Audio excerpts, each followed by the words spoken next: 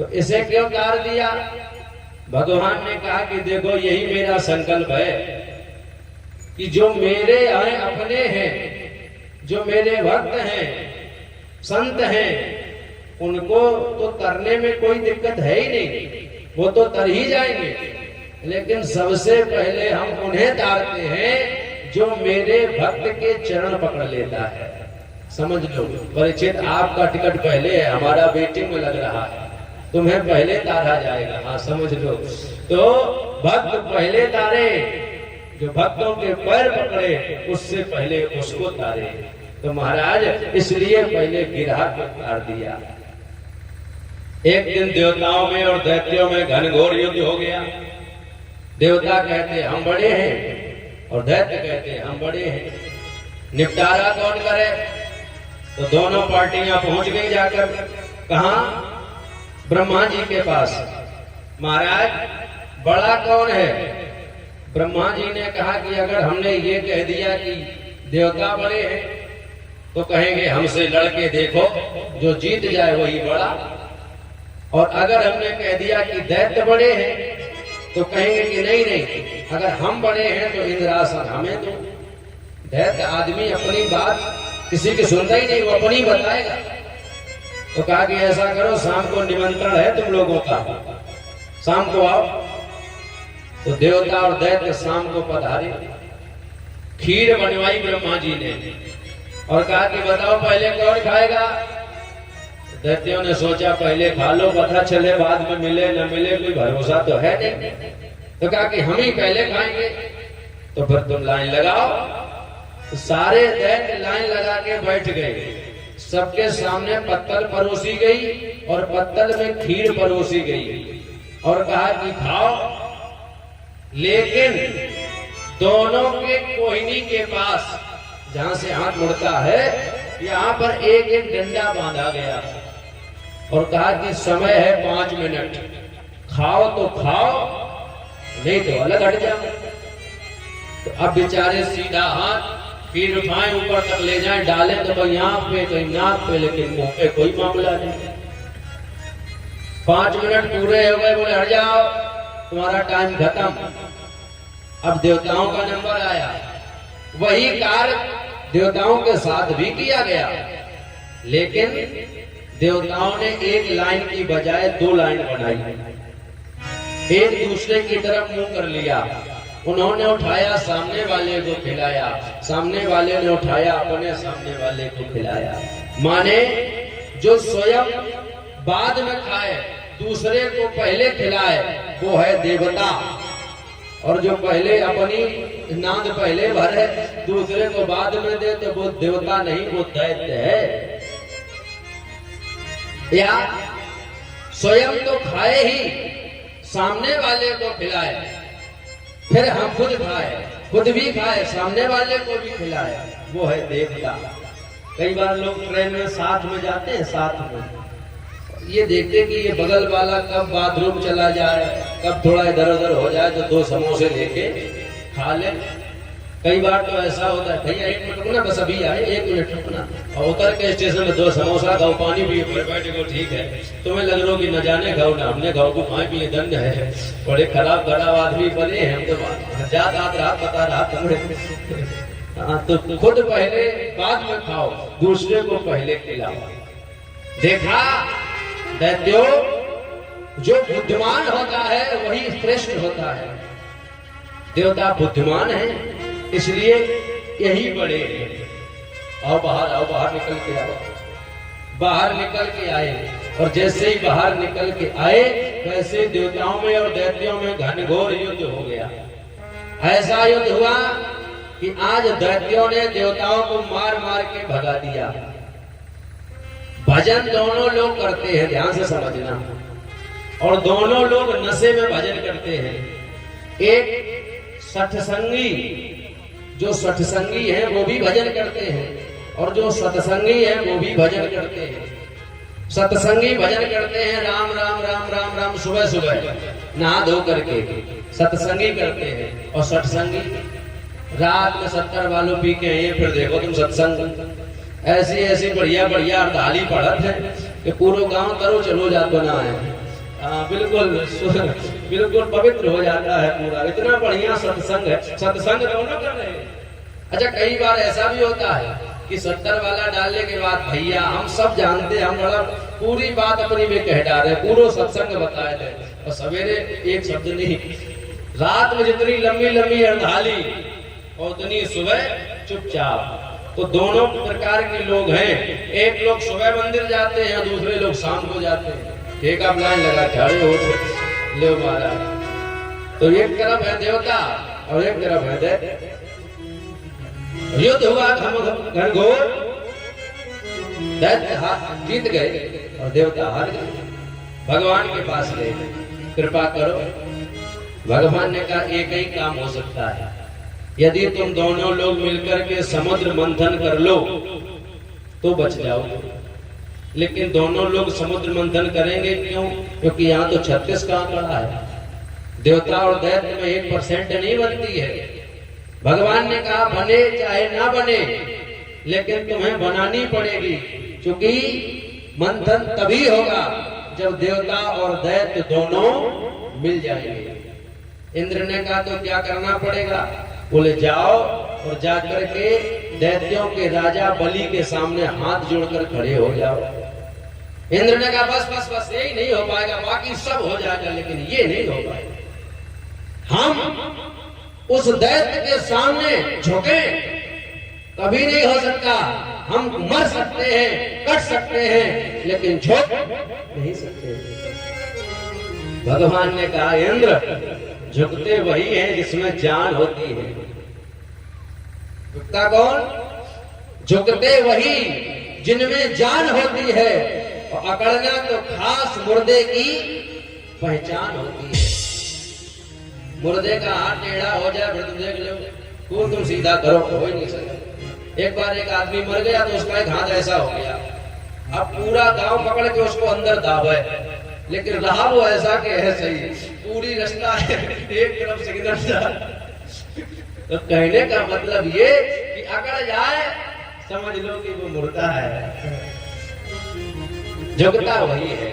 आपने देखा होगा जिस वृक्ष में जान होती है, हवा चलने पर वो झूमता रहता है, इधर झुकेगा उधर झुकेगा, लेकिन टूटेगा नहीं। और जो सूखा होता है जिसमें जान नहीं होती, हिलेगा बिल्कुल नहीं, और ज्यादा आंधी आएगी तो टूट के अलग गिर पड़ेगा।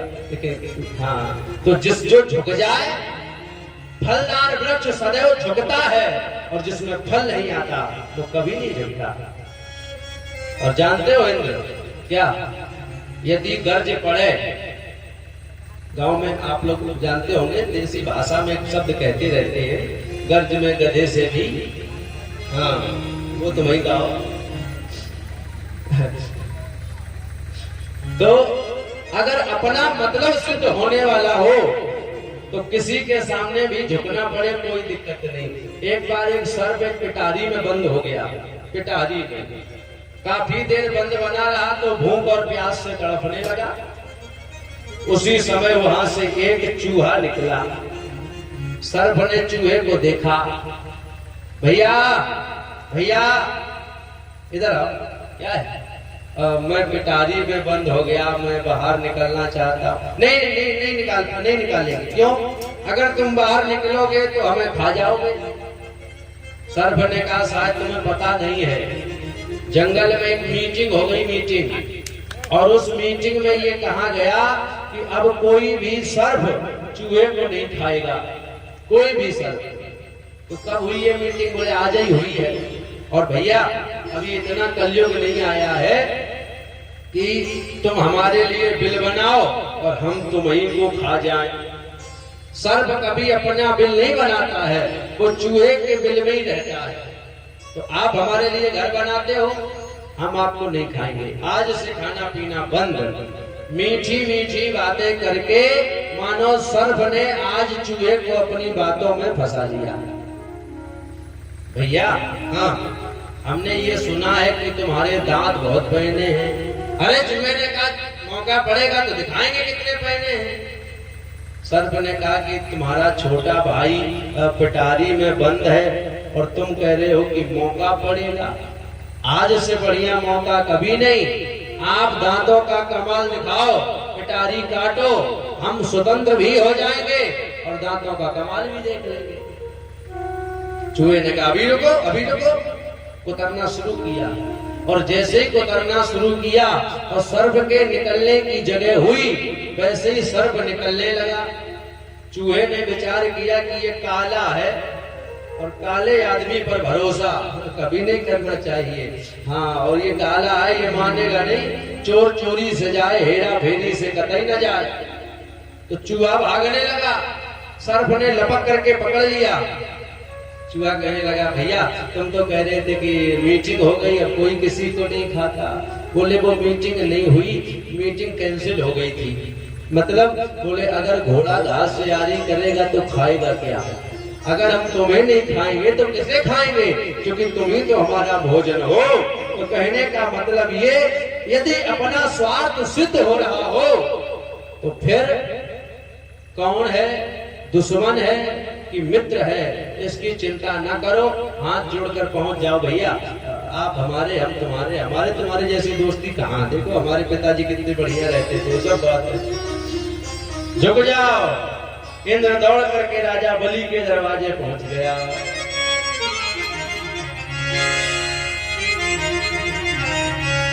तुम्हारी याद आती है बताओ, तुम्हारी याद आती है बताओ, क्या करे बोल। तुम्हारी याद आती है बताओ, क्या करे